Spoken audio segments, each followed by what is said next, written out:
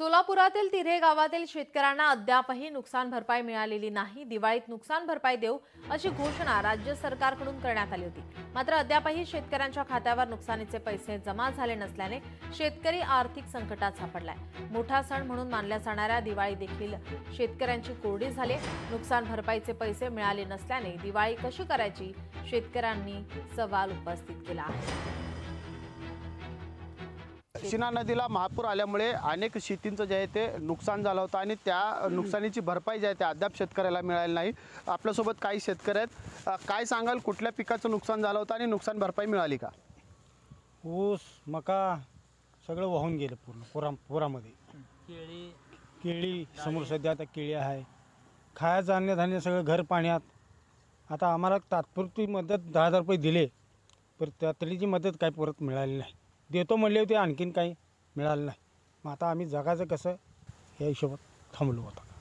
माझं नाव पंढरनाथ ज्ञानेश्वर कुलकर्णी। माझी 10 एकर जमीन आहे। शेत घर पूर्ण पाण्यात गेलं आहे। ऊस होता, मका होती, सगळं गेलेलं आहे। एक रेडी वाहून गेलेली आहे। मेन काय झालं आहे, मानसिक आणि आर्थिक आमची कुसुंबना झालेली आहे।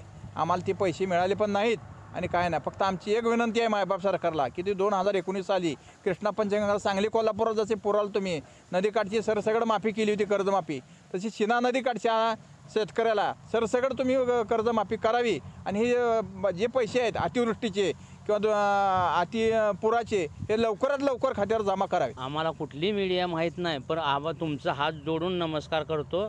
पर सरकारला हात सोडून नमस्कार करायचे, म्हणजे हात खाली सोडून सरकारकडे बघायची वेळ आलेली आहे।